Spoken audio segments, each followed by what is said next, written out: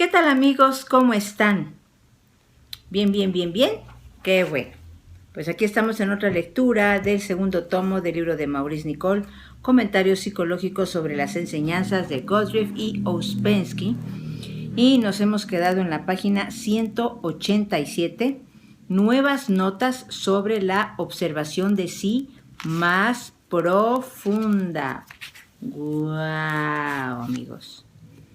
Y bien, hemos hablado recientemente acerca de tomar la vida como un fin en sí y acerca de la muy diferente idea de trabajo que nos enseña a tomar la vida como un medio conducente a una diferente clase de fin. Hemos dicho cómo el trabajo ha llegado gradualmente a interponerse entre nosotros y la vida, de tal modo que en cierto modo somos capaces de ver las dificultades que nos presenta la vida a través de las ideas del trabajo. Esto cambia enseguida nuestras relaciones con los aconteceres exteriores, con los problemas exteriores, con las dificultades exteriores.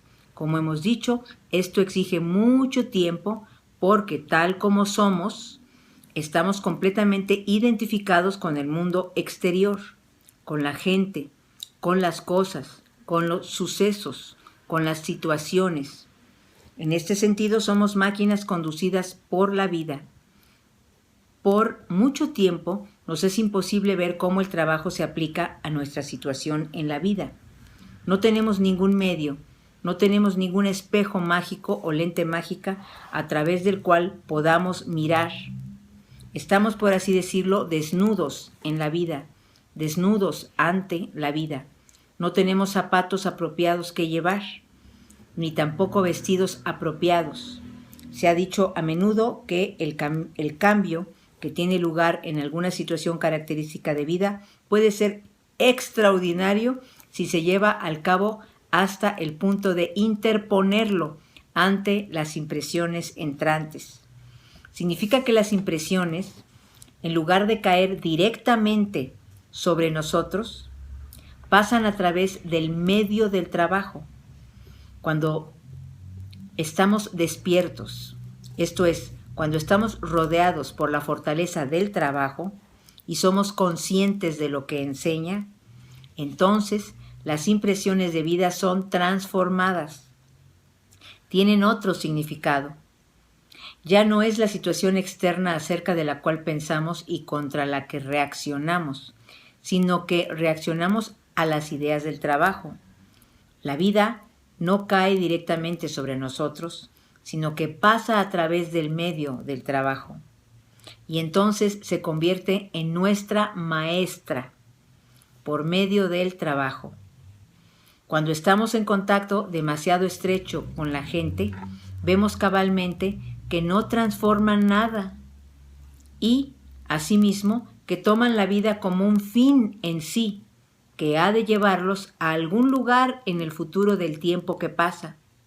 Creen realmente que esto ha de conducirlos a algún lugar. Tales personas no observan sus estados interiores, ni tampoco ven que la cosa más importante es un cambio del estado interior. El objeto que se propone el trabajo es cambiar nuestros estados interiores, de modo que no reaccionemos mecánicamente a los eventos.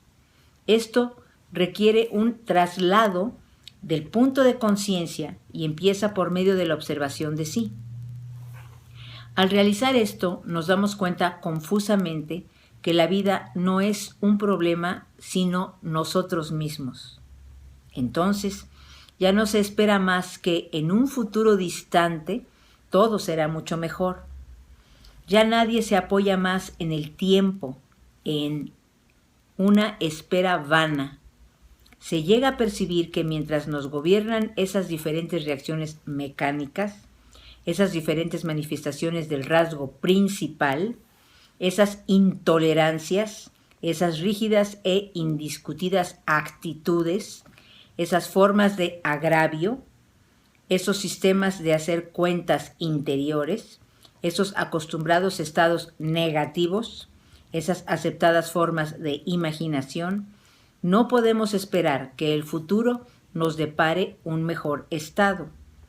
Al darse cuenta de ello, se empieza a ver que lo que quiere decir se empieza a ver lo que quiere decir no tomar la vida como un fin en sí, sino tomarla como un medio para una clase muy diferente de fin que tiene que ver con el propio nivel de ser y todos los estados que derivan de él. ¿No han pensado alguna vez que en este cuarto camino del trabajo se pueden encontrar deliberadamente en alguna posición externa en que les será difícil atravesarla sin llegar a identificarse sin esperanza alguna? Por cierto, esto no sería posible si pudieran llevar el trabajo al punto de las impresiones entrantes y encarar conscientemente la situación por medio de lo que han comprendido de las ideas de trabajo. Esta noche voy a hablarles otra vez de la observación de sí, porque si no se tiene un conocimiento práctico y experimentado de lo que significa la observación de sí, nadie puede hacer este trabajo. Podemos hacerlo hasta cierto punto si lo sentimos y lo conocemos, y haciendo este trabajo podemos ser capaces indirectamente de hacer en la vida, pero solo indirectamente. Recuerden que si nos cambiamos a nosotros mismos, aunque sea escasamente, dejamos sitio para que otros cambien aun cuando nuestro cambio sea temporario. Si en algún momento se recuerda a sí mismo hasta cierto punto y de este modo trae el trabajo entre usted y la vida, hará el trabajo con arreglo a su nivel de ser. Esto producirá resultados para las otras gentes. Solo es posible hacer indirecto, pero es preciso que haga el trabajo porque usted mismo ve su necesidad, porque siente su necesidad. Nunca debe hacer el trabajo para ayudar a otras personas. Ahora llegamos al importante e inagotable tema de la observación de sí. El objeto de la observación de sí es ir tras de sí mismo, llegar a ser más interno para sí mismo. La parte externa de uno, la mecánica o automática, es el lado interior de uno en la escala. Cuando una persona se identifica demasiado con las cosas exteriores, está en la parte más baja de sí misma, por así decirlo, en el subsuelo de la casa de sí mismos. Lo inferior corresponde a lo más externo. Las partes motoras de los centros están en las partes más bajas y más externas de nosotros mismos. Y allí vive gran cantidad de pequeños yoes, que solo comprenden en una forma muy limitada. Cuando vivimos en esos yoes, estamos profundamente dormidos en relación con el trabajo. Estamos llenos de las preocupaciones y ansiedades de la vida, pero tras esos yoes, esto es, más internamente en relación con esos, están otros yoes mayores, y otra vez tras ellos hay yoes aún mayores, y así sucesivamente, hasta que la influencia del yo real empieza a dejarse sentir. Algunas personas siempre viven delante de sí mismas, en realidad fuera de sí mismas, y no pueden entrar en sí mismas debido al hipnotismo ejercido sobre ellas por los pequeños yoes, volcados hacia el exterior. Si esto se prolonga demasiado, a veces suele producirse una especie de histerismo. Ahora bien, cada acto de atención, de concentración de la mente, tiende a situarnos en una posición más interna con respecto a nosotros mismos.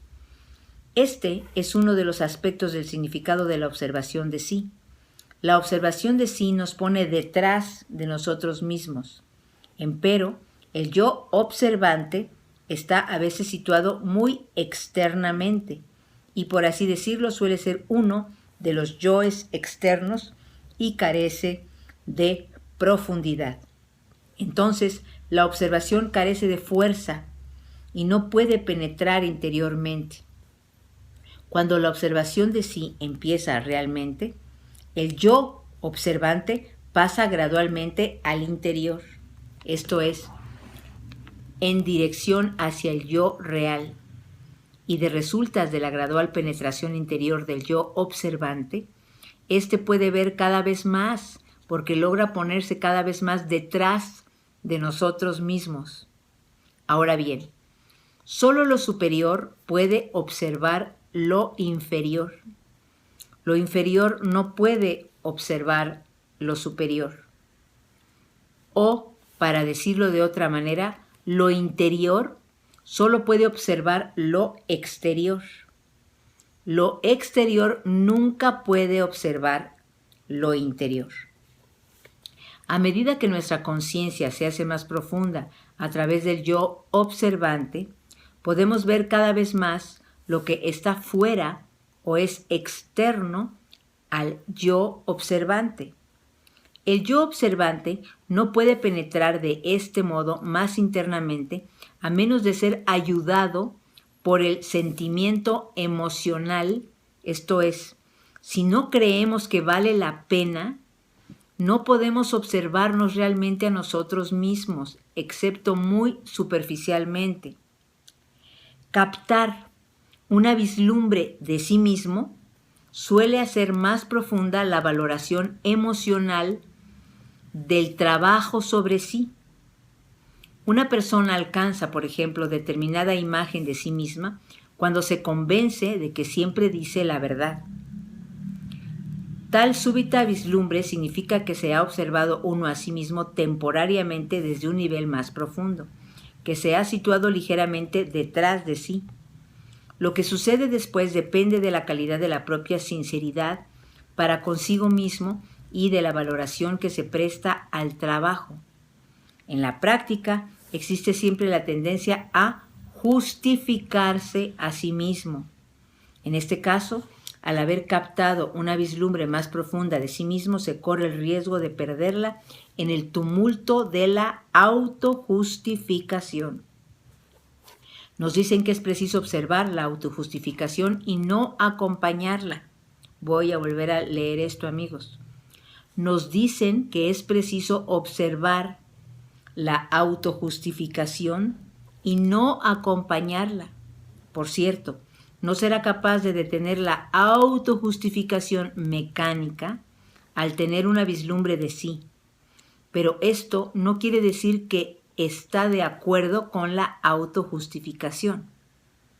Toda autojustificación no lleva a ningún resultado en el sentido del trabajo. El que se justifique a sí mismo significa que hace que las cosas sean correctas para sí mismo. Si no cede a la autojustificación, o digamos, si tan solo cede a medias, deja un punto en usted que puede crecer y llevarlo a otra vislumbre de sí mismo. Esto se asemeja a atravesar una costra a la que se toma como si fuera uno mismo. Fíjate. Perdón. Si se justifica a sí mismo, este posible punto de crecimiento se detiene enseguida y se malogra. Recuerde, cuanto más se justifique a sí mismo, mayor es la certeza de que se está mintiendo a sí mismo. La falsa personalidad es muy poderosa y trata de mantenerse por todos los medios, de los cuales uno es la autojustificación. Entonces, la acción de la autojustificación impide que el yo observante se interne más profundamente, impide que uno pueda ver más profundamente en sí mismo, mantiene al yo observante en la superficie como una especie de juguete con el cual se juega ocasionalmente. Es preciso comprender que todo en nosotros lucha contra la verdadera observación de sí. A no ser que el yo observante reúna a su alrededor a otros yoes que desean trabajar, que quieren entender el significado del trabajo, carece de fuerza. Por esta razón, si la significación del trabajo se enfría cada vez más en uno mismo, el yo observante permanece en la superficie, sigue siendo ineficaz.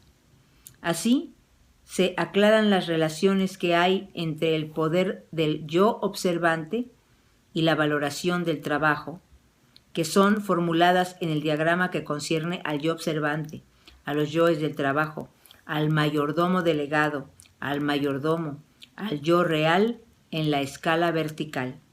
Es inútil intentar observarse a sí mismo si no se lo hace desde el lado del trabajo. El yo observante debe estar rodeado por el sentimiento del trabajo para que pueda penetrar a través de la costra exterior de la personalidad. Si deseamos observarnos a nosotros mismos de acuerdo con lo que el trabajo nos enseña, esta es la única manera de lograrlo. Como se dijo, el efecto de este internarse del yo observante finca en hacernos percibir gradualmente cosas de las que no sabíamos nada, porque estábamos enfrente de esas cosas, de modo que obraban como si estuvieran detrás de nosotros. Si el yo observante se hace más profundo, esas cosas de las cuales éramos inconscientes, porque estaban detrás de nosotros, se sitúan enfrente de nosotros de modo que podemos discernirlas más claramente. Solo se puede ver una cosa si está enfrente de nosotros. No se la puede ver si está detrás de nosotros. ¿De qué otra manera cabe la posibilidad de llegar a ser más consciente de sí mismo, excepto por un movimiento hacia el interior de uno mismo? Para llegar a ser más consciente de uno mismo, es necesario que la conciencia del yo observante sea creciente. El yo observante es una parte de la conciencia en nosotros que no se vuelca hacia el exterior por la vía de los sentidos, sino que se vuelca hacia el interior, hacia el ser. Si se prefiere, se lo puede llamar un órgano de los sentidos a condición que se diga que es un órgano de los sentidos internos. El punto de conciencia existe en toda persona, pero por regla general permanece sin desarrollar. Permanece sin desarrollar porque no está sustentado por el necesario conocimiento, las ideas necesarias, las emociones necesarias. La vida no lo incrementa. El trabajo puede incrementarlo y está destinado a hacerlo. Por esta razón, el yo observante puede ser sustentado por el trabajo, por los yoes que sienten el trabajo y lo anhelan. Observarse simplemente a sí mismo sin tener ningún sentimiento profundo por el trabajo solo nos lleva a muy corta distancia. Por otra parte, sentir o creer que se siente profundamente el trabajo y no observarse a sí mismo a través de él tampoco dará resultado ninguno. Por cierto, una gran fe en el trabajo ayuda. Pero la observación de sí es el método inicial de ese trabajo y por eso fue muchas veces pensada e intentada. A veces exige mucho tiempo empezar a observarse a sí mismo según lo que enseña el trabajo, es decir, establecer las conexiones entre la observación de sí y el trabajo suele tomar mucho tiempo. Pero si hay algo de real, esta conexión se hará inevitable al cabo de un tiempo y entonces la observación de sí ya no es más una cosa teórica que se intenta hacer, sino que se convierte en un constante acompañamiento en la propia vida. Se convierte en algo que no interrumpe, sino acompaña. Y cuando cesa ese acompañamiento, se conoce al instante que uno está dormido. Recuerden que se dijo que la observación de sí debe ser imparcial. No se observa uno a sí mismo para criticarse. Si se lo hace, detiene al punto la observación de sí y conduce a la consideración interior. Cuando la observación de sí empieza a acompañarlo, advertirá que no es crítica, es conciencia, es simplemente un ligero grado de conciencia. No es una conciencia crítica, una conciencia que juzga, sino percepción. A través de esa percepción se ve simplemente más. Reconoce algo que había dicho antes, o ve que está haciendo algo que había hecho antes, o que se está comportando de esta manera o de aquella, o tiene unos pensamientos que había tenido antes, o sentimientos que había tenido antes. Esta percepción no lo acusa, no dice nada, sino que se contenta meramente con mostrarle lo que está sucediendo en sí mismo.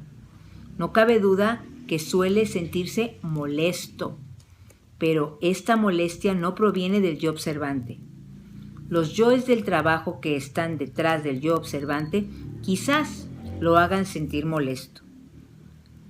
Se podrían decir aquí muchas cosas, pero el punto principal estriba en comprender que la observación de sí no debe ser más crítica que la luz con la cual se ilumina una habitación oscura.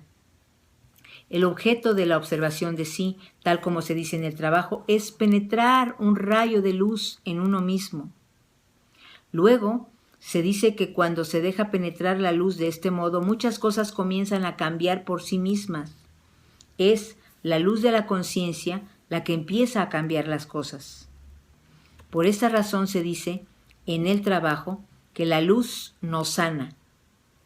¿Has pensado alguna vez en el significado de esta extraordinaria frase?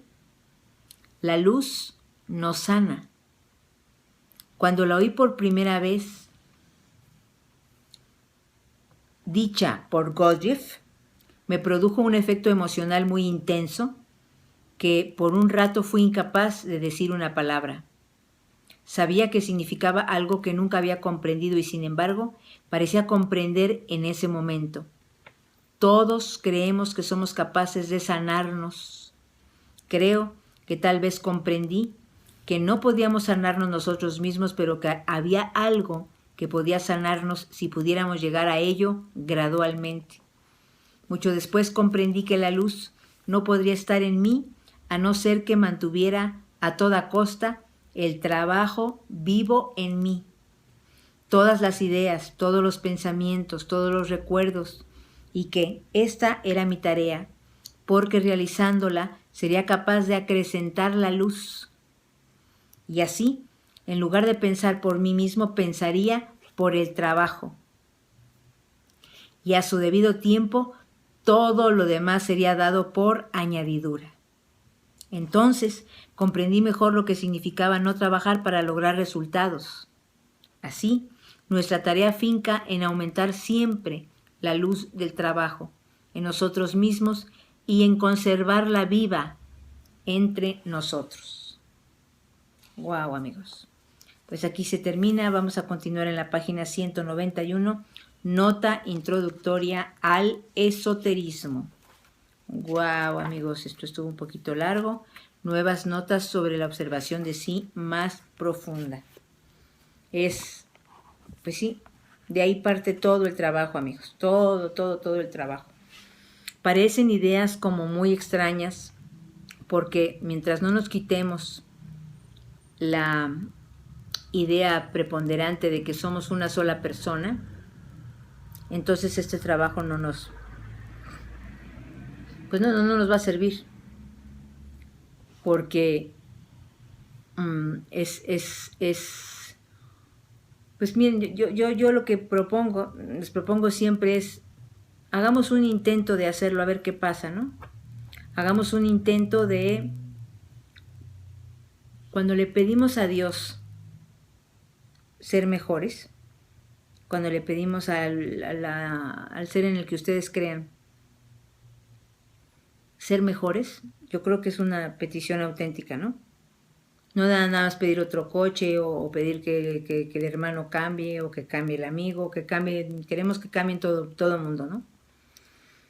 cuando lo que principalmente hay que pedir es que cambiemos nosotros, que cambiemos para mejor, que cambiemos para ser mejores seres humanos, pero de verdad, no para demostrarle a los demás nada, sino para uno internamente ir quitando esas capas de negatividad que nada más nos hacen sufrir, amigos. Son únicamente para hacernos sufrir. Porque después de la soberbia y después del grito y después de haber corrido a todos de nuestra casa o de gritarle a todo el mundo su precio porque nosotros somos Juan Camaney, por decirles así, un ejemplo de lo que es un estado negativo de ese lado, ¿no? Esa soberbia, ese engreimiento, ese pequeño poder que nos hace hacerle daño a otras personas. A lo mejor en ese momento pensamos, porque es pura ilusión, que somos más fuertes. Ahí realmente estamos siendo más débiles, totalmente, porque nos estamos dejando llevar por esas emociones negativas que nuevamente para mí y para este camino, creo que lo dice muy claramente, son verdaderamente el infierno mismo en esta tierra, amigos. Es estar oyendo la palabra del diablo, es estar oyendo la palabra del mal, la palabra del daño hacia uno mismo o hacia otras personas. La envidia hacia las otras personas, la autoconmiseración hacia sí mismo, el engreimiento, la depresión, la autoconmiseración, todos los estados negativos están ahí para chupar esa sangre de nosotros, son como vampiros, de eso viven. Si nos percatamos de ello y empezamos a luchar, porque va a ser fuerte, amigos, va a ser una lucha continua y fuerte contra esos estados, que no somos nosotros mismos, que somos la luz, que somos pues exactamente esa cosa prístina, dulce, bella. Yo siempre me quiero remitir a la imagen de Cristo. Esa es nuestra meta. Y Él está dentro de nosotros, pero no lo dejamos hablarnos. Entonces, si nosotros empezamos a luchar, vamos a poder observar sinceramente muchas palabras habituales, como dicen en este capítulo. Cuando observamos que ya dijimos eso o que ya pensamos de esa manera y ahí vamos a decir lo mismo, son hábitos, son cosas adquiridas, son mecanicidades, son reacciones ya intrínsecas en nosotros. Entonces, si las empezamos a observar, wow, nos vamos a sentir hasta con susto, qué barbaridad, ¿no? Soy un robot. Bueno, pero ya lo vimos. Y a la siguiente vez que vayamos a decirle eso a alguien de la misma manera, o empezamos a pensar del mismo modo y empezamos a enojarnos, porque ahí viene, ¿no? La consecución de las ideas, la asociación que nos va llevando al mismo punto de hace 1000 años, ¿no? A donde siempre vamos a caer, a nuestro yo, ¿verdad? Que nos domina. Entonces, cuando empezamos a observar toda esa multiplicidad de características que tienen nuestras diferentes personalidades, vamos a empezar a combatirlas. Y ahí va a empezar el trabajo. Y es bien interesante, amigos, porque aunque sea en pequeñísima escala, vamos a poder ver que tenemos esa posibilidad, que hemos nacido con esa posibilidad de cambiar eso, de crecer en nosotros mismos, de tener un nivel de ser mejor. Cuando tengamos esa gran aspiración, entonces los eventos que nos atacan, los eventos que la vida nos vaya presentando, vamos a empezar a tratar de tomarlos de una diferente manera.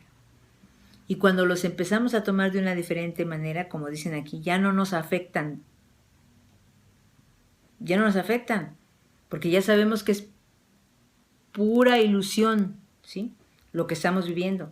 Y bueno, sí, nos está pasando, pero vamos a ver en qué grado dejamos nosotros que nos afecte o no lo que nos está pasando, porque lo vamos a valorar, lo vamos a pensar, lo vamos a observar desde otro muy diferente punto de vista.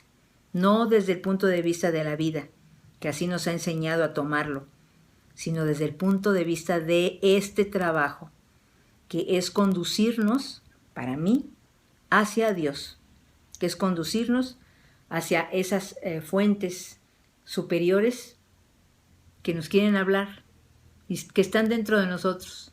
Pero que es lo más maravilloso que podemos hacer, interiormente buscarlas, anhelarlas, quererlas, desearlas. Por eso hay que ir trabajando para depurar y estar más en contacto con ellas. Pues muchas gracias amigos por acompañarme, nos vemos en nuestra próxima lectura.